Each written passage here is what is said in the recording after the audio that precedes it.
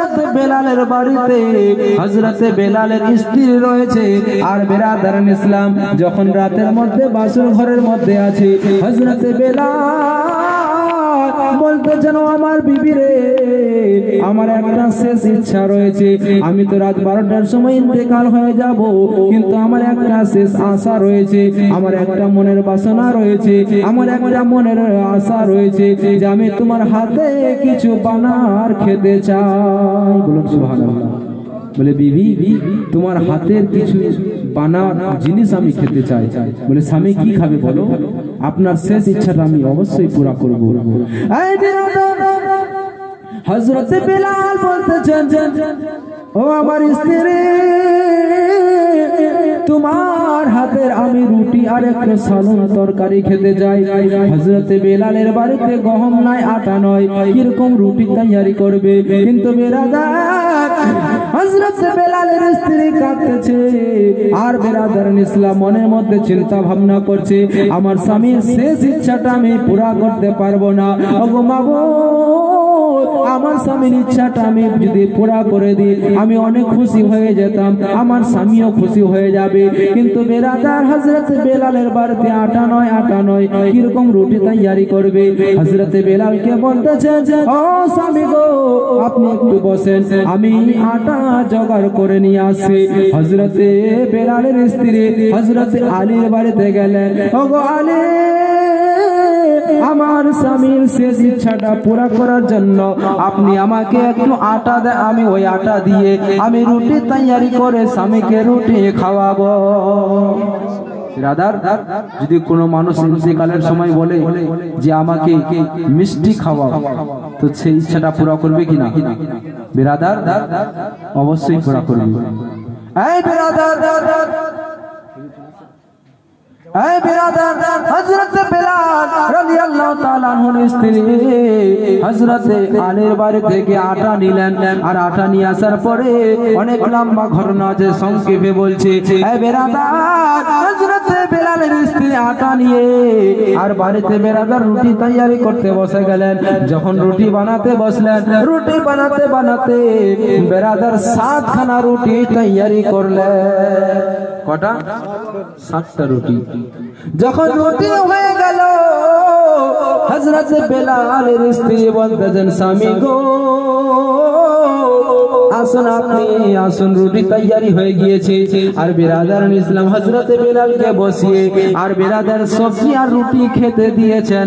যখন হযরতে বেলাল রাদিয়াল্লাহু তাআলা আনহু রুটি খেতেছেন, রুটি খেতে খেতে বিরাদারান ইসলাম 4টা রুটি খেয়ে নিলেন।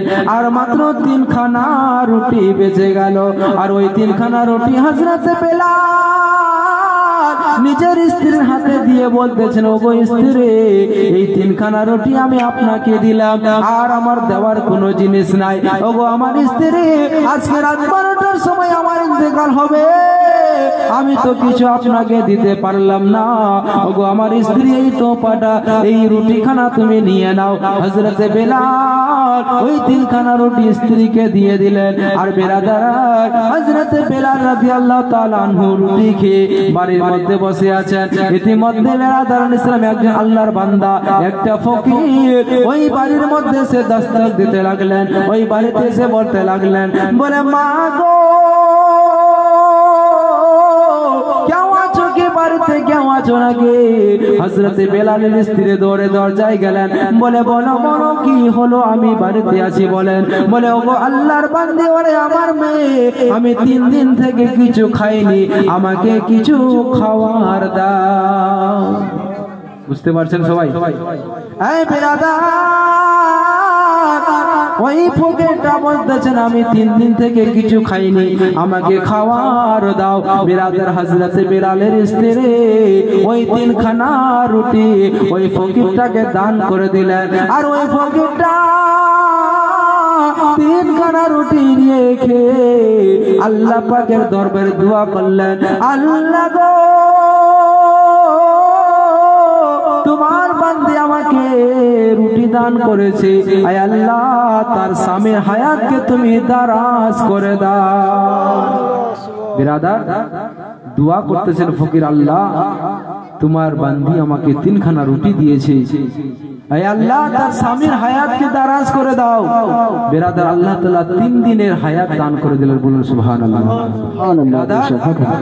তার 12টার সময় ইন্তেকাল হবে, কিন্তু বিরাদারুল ইসলাম আল্লাহর কাছে দোয়া করে 3 দিনের হায়াত আল্লাহ বাড়িয়ে দিয়েছে। এই বিরাদার অনেক লম্বা ঘটনা আছে, সংক্ষেপে বলছি।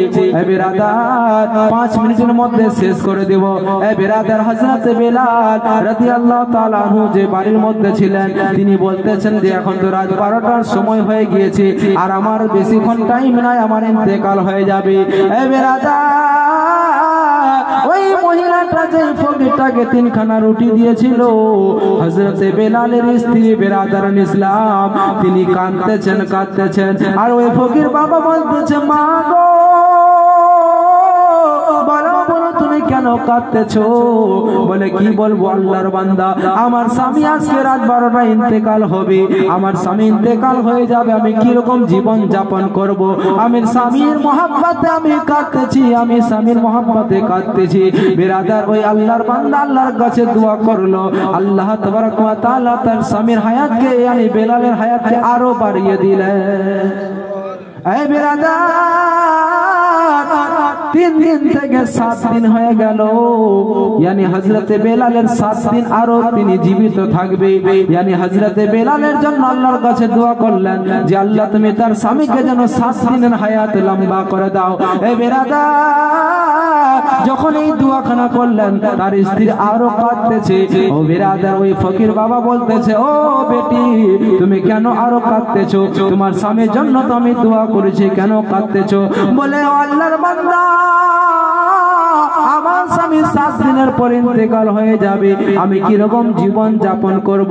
আমি একা থেকে যাব, আমার স্বামীর সঙ্গে আমি কি, আমার স্বামী ছাড়া কি রকম থাকবো? এই বিরাদার হযরত বেলাল রাদিয়াল্লাহু তাআলা আনহু, এদিকে তার টাইম শুরু হয়ে গিয়েছে, রাত 12টা বেজে গিয়েছে। হযরত বেলাল টাইম দেখতেছেন যে রাত 12টার সময় হয়ে গিয়েছে, কেন এখনো পর্যন্ত আমার রূহখানা কবজ হচ্ছে না? যখন 12টা পার হয়ে গিয়েছে, হযরত বেলাল একবার দুবার করে দরজার মধ্যে আসলেন, আর আসার পরে দেখতেছেন যে তার স্ত্রী ওই বিরাদারুল ইসলাম তা ওই আল্লাহওয়ালা ফকিরের সঙ্গে কথাবার্তা বলতেছে। বলে ও আমার স্ত্রী, বলো তুমি কি কথা আলোচনা করতেছো? বলে স্বামী গো, আমি এই আল্লাহর বান্দাকে 3খানা রুটি দিয়েছি, আর আপনার জন্য দোয়া করেছে, আল্লাহ যেন আপনার 7 দিনের আরো সময় দিয়ে দিয়েছে। এই বিরাদার হযরত বেলাল রাদিয়াল্লাহু তাআলা আনহুর স্ত্রী যখন বিরাদার কাঁদতেছিলেন, ওই আল্লাহওয়ালা ওই ফকির বাবা আল্লাহর কাছে দোয়া করেছিলেন, আল্লাহ পাক রব্বুল আলামিন ওই বেলালের 70 বছর জিন্দেগি দান করে দিয়েছিল। সুবহানাল্লাহ, 70 বছর বেলাল জীবিত থাকবে তার দোয়ার বরকতে। এই বিরাদার হযরত বেলাল, যে বেলাল নারে তাকবীর, নারে তাকবীর। মা বোনরা একটু এসে চলে আসুন ভিতরে, যারা বাইরে আছেন ভিতরে চলে আসুন। প্যান্ডেলের ভিতরেই থাকলেই আপনার নেকি, প্যান্ডেলের বাইরে কিন্তু নেকি নেই, এটা জেনে নেবেন। এখন হুজুর বলবে, এইবারেই বলবে, কিন্তু আপনারা যারা বাইরে আছেন দয়া করে ভিতরে আসার চেষ্টা করুন। মা বোনরা একটু আপনারা চলে আসুন, আগে চলে আসুন। নারে তাকবীর।